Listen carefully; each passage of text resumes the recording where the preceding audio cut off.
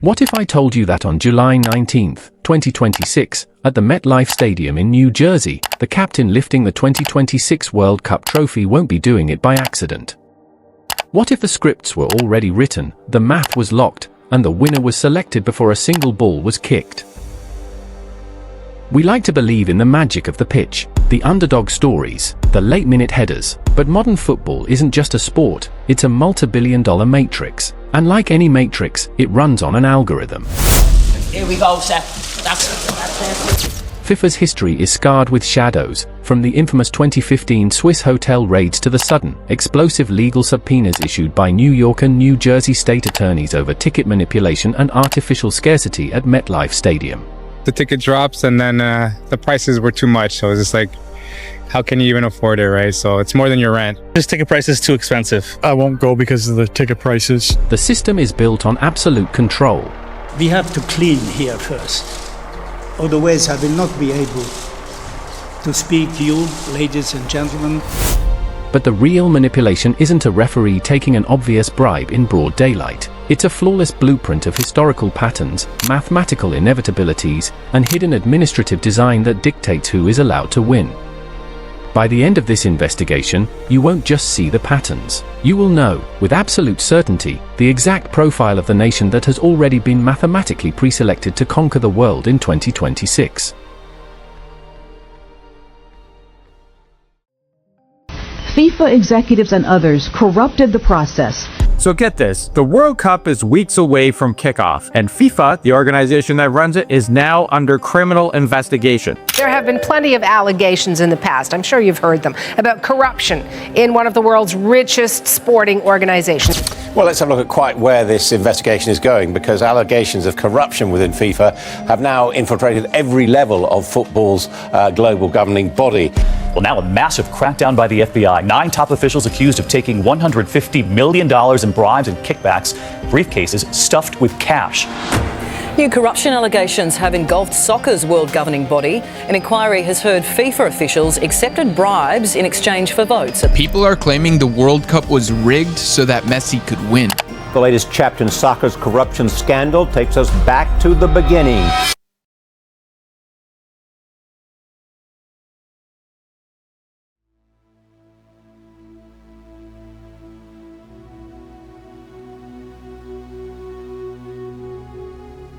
To understand how a future is engineered, we have to look at the unbreakable rules of the past. For nearly a century, the FIFA World Cup has been an exclusive duopoly. 22 tournaments have been played. Every single one has been won by a country from just 2 continents, Europe or South America. No African nation, no Asian nation, no North American nation has ever touched that gold. The elite circle is violently guarded. But let's dig deeper into the hidden laws of history. Pattern number 1 is the unforgiving geographical law. Historically, European teams could not cross the Atlantic and survive. For decades, whenever the tournament was held in the Americas, a South American team won. Brazil did it in Chile, Argentina did it in Mexico. But look closer at what has changed for 2026. This is the first ever 48-team mega-tournament, spanning 3 massive nations, Canada, Mexico, and the United States. Modern predictive models don't look at team chemistry, they look at logistics as a weapon. Advanced ELO mathematical modeling tracks travel distance, altitude changes, and extreme climate variables. In this expanded format, the physical fatigue penalty is massive. The tournament schedule isn't designed for a fairy-tale underdog, it is mathematically optimized for a squad with unparalleled infrastructure and localized hub positioning.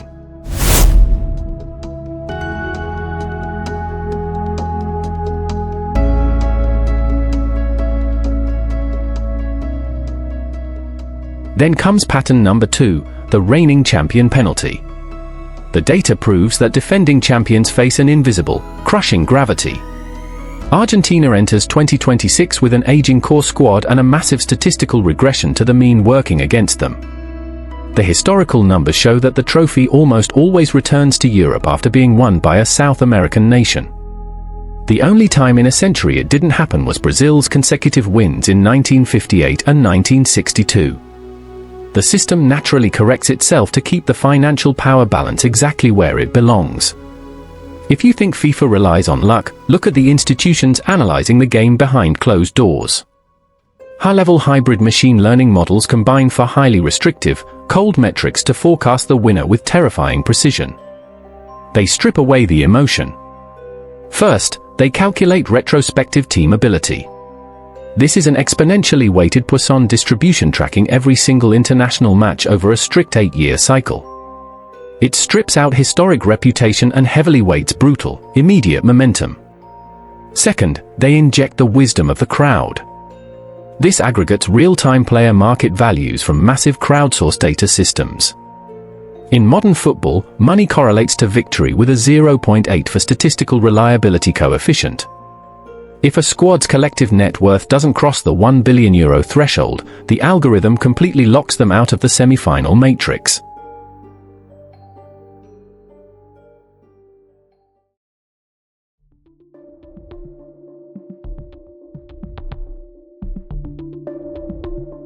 Third, they reverse engineer bookmaker consensus abilities.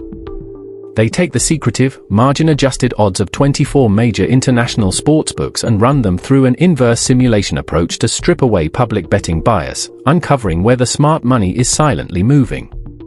When you run a Monte Carlo simulation 50,000 times through this exact distribution, the noise completely disappears.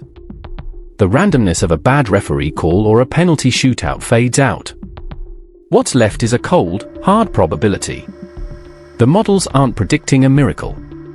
They point directly to a highly specific anomaly, a team that balances massive squad depth, a high possession mastery metric, and an absurdly low travel fatigue coefficient based on their group stage routing. Look at the elite tier. Look at how the metrics have previously predicted the future.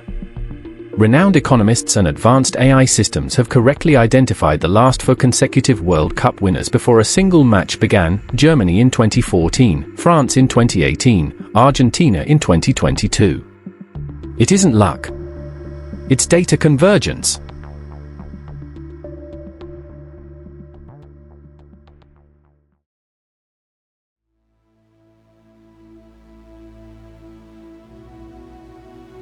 So, who is the chosen one for 2026?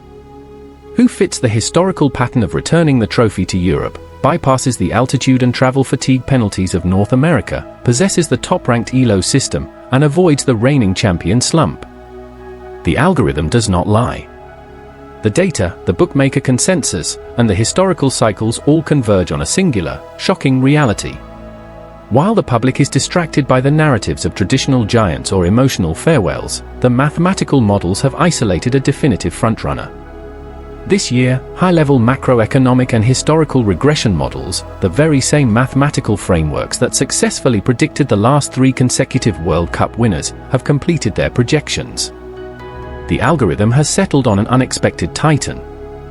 The predictive matrix bypasses traditional heavyweights like France or Argentina to crown a nation historically haunted by near misses. According to the numbers, the 2026 World Cup has already found its mathematically engineered champion.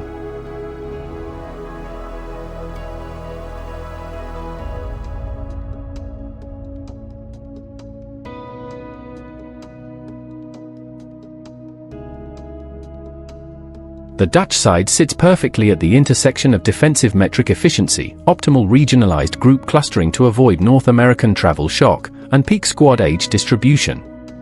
FIFA gives us the spectacle. They give us the halftime shows, the anthems, the variable price tickets, and the illusion of an open field. But behind the curtain, the metrics, the systems, and the money have already built the track. The script is written. The winner is mathematically locked. All the players have left to do is act it out. Will you watch the game differently now?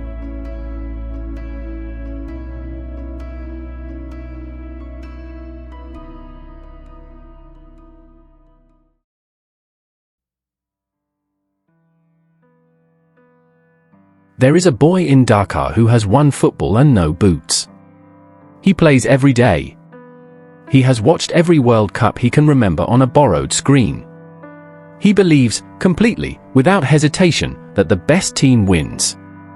That belief is not naive. It is human. It is the reason 3.5 billion people watch. It is the most valuable thing FIFA owns. Not the stadiums. Not the broadcast rights. Not the sponsorship deals. Your belief. Your belief that what you are watching is real. That the result is earned. That the referee is neutral. That the trophy goes to the team that deserved it. FIFA has monetised that belief for over 100 years. In 2015, the FBI proved that belief was being exploited at the highest levels for decades systematically. And the response of the global sporting community was to keep watching, including us. That is not a criticism. That is the truth of it. The game is real. The players are real. The passion is real. But the institution sitting above all of it, taking a percentage of every ticket, every broadcast deal, every replica shirt, that institution has a criminal record. It has buried reports. It has banned its own investigators. It has cleared itself of its own corruption. It operates above the law of every nation on earth because no single nation has jurisdiction over it. And this summer, you will watch. And somewhere, in a boardroom in Zurich, or a hotel suite in New York, or a government office in a country whose name you will hear announced as a World Cup host, someone will already know more about what happens on that pitch than you ever will. The question is no longer whether football can be trusted. The question is why we keep trusting it. And what it says about us that we do.